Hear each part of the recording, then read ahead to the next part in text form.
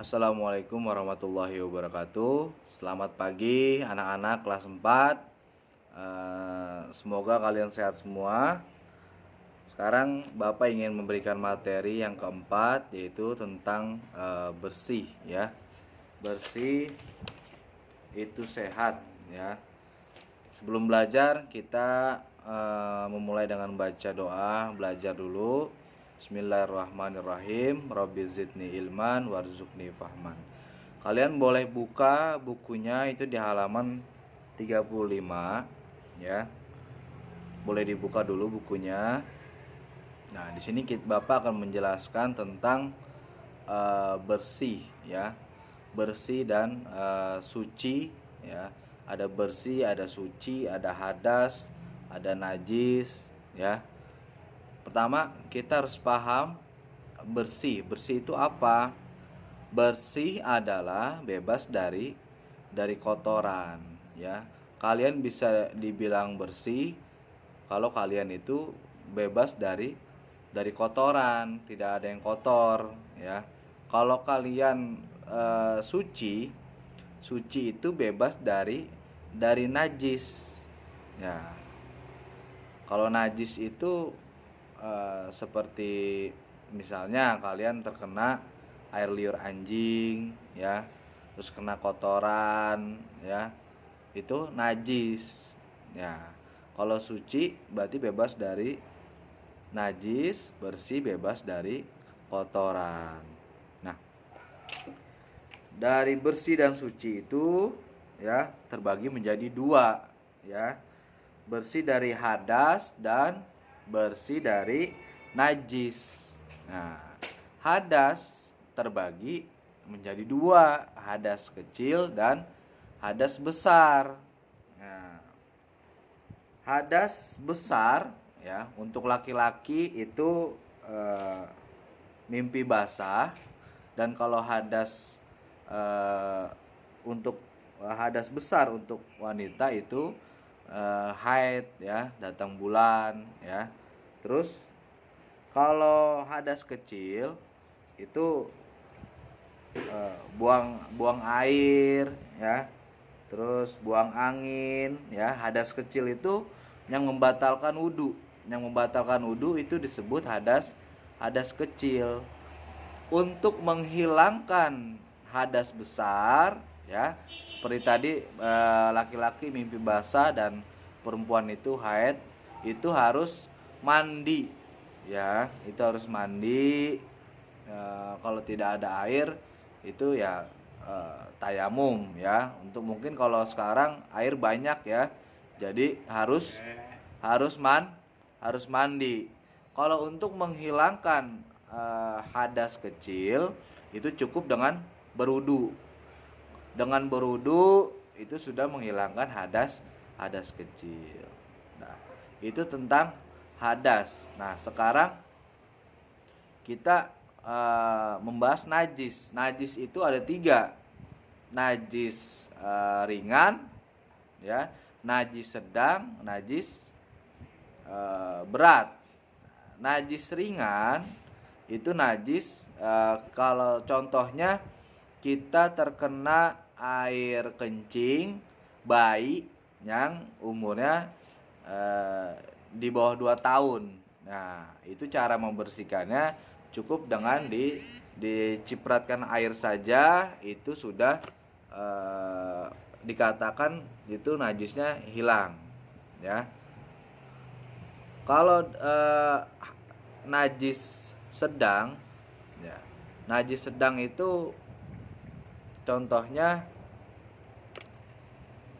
ya, najis sedang yaitu yang terkena air kencing yang di atas 2 tahun ya. Terus terkena kotoran misalnya tai ayam gitu ya. Nah, itu kalau itu yang sedang.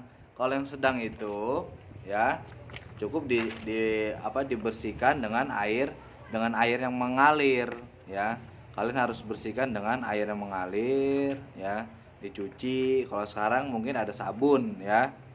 Nah, kalau untuk najis besar itu najis besar. Contoh anjing ya, kita megang aja udah nggak boleh gitu kan, apalagi kita terkena air liurnya, itu udah termasuk najis besar. Nah itu cara menghilangkannya harus dengan tambahan, bukan hanya dengan air, itu harus dengan tanah ya, digosok ya, disiram sebanyak 7 kali kayak gitu ya, digosok pakai tanah, pakai eh, ya tanah lah, kebanyakan yang memakai sekarang itu dengan tanah, karena itu udah termasuk najis, najis berat ya, seperti terkena air liur. Jadi makanya kalau ada anjing kalian jangan deket-deket ya, itu najisnya najis berat ya, untuk membersihkannya cukup sulit ya. Terus di sini kalian juga harus menjaga diri kalian ya, dari badan, pakaian, terus kalau tempat tempat ibadah ya. Jadi kalian kalau ingin sholat, badan, pakaian, tempat harus bersih dari kotoran dan najis ya. Jadi bajunya yang kalian ambil wudhu, terus pakaiannya juga yang terhindar dari najis ya. Najis itu bagaimana kita tahu kalau najis itu sudah, contoh kita terkena air kencing. Terus bagaimana Pak cara taunya kalau najis itu sudah hilang? Najis itu bisa dilihat dari bekasnya, terus baunya. Kalau emang baunya sudah hilang, ya itu bisa dipastikan najis itu sudah hilang, sudah bersih. Misalnya baju terkena air kencing, kalian sudah cuci tetapi masih ada baunya, berarti itu masih belum bersih ya. Jadi baunya itu harus hilang ya.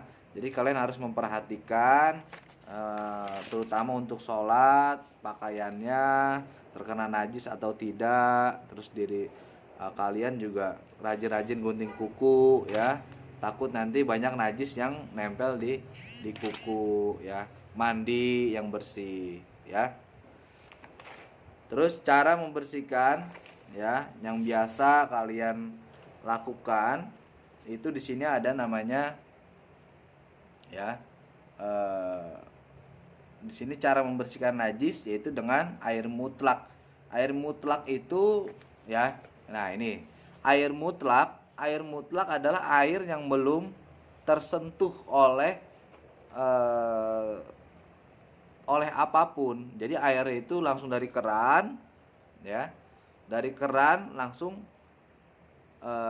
kalau sudah kena tangan kamu, nah air yang sudah kena tangan kamu itu bukan air mutlak ya, karena air sudah terkena tangan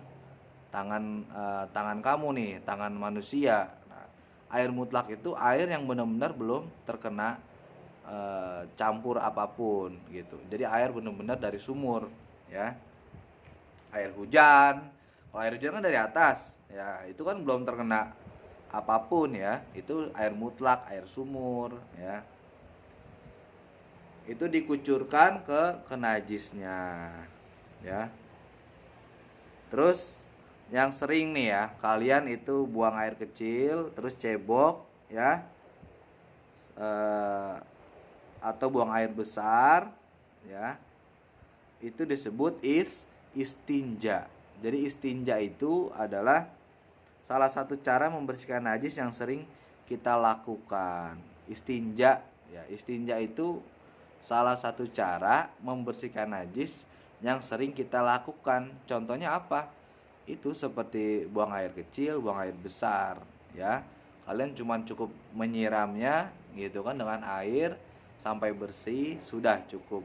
Itu disebut istinja ya. Membersihkan najis yang sering dilakukan itu istinja ya. Terus untuk membersihkan najis ya, kalau tidak ada air itu dapat menggunakan tisu, batu ataupun benda kesat lainnya ya. Jadi kalau nggak ada air ya, biasanya pakai tisu, sekarang sudah ada tisu. Terus benda kesat, misalnya batu, kayu, ya. Terus daun, ya, bisa, ya. Nah, mungkin itu materi tentang tadi dari awal najis, ya. Bersih itu apa artinya, suci itu apa artinya. Terus bersih dan suci terbagi menjadi dua, yaitu hadas, bersih dari hadas dan bersih dari najis. Hadas terbagi menjadi dua, najis terbagi menjadi tiga, ya. Terus apa yang dimaksud dengan istinja, apa yang dimaksud dengan air mutlak, ya. Itu nanti Bapak kasih soal buat kalian. Semoga kalian nanti bisa ngisi, ya. Terus yang penting di sini ada tuh doa masuk toilet, ya. Allahumma ini auzubika minal khubusi wal khobais. Ya, keluarnya gimana? Alhamdulillahillazi azhaba anil azza wa afani. Ya, nanti itu ditulis, ya, nanti Bapak kasih soal. Ya, mungkin itu aja. Semoga materi yang Bapak sampaikan bisa kalian terima, ya, bisa dicermati. Ya, mungkin itu aja dari Bapak. Wassalamualaikum warahmatullahi wabarakatuh.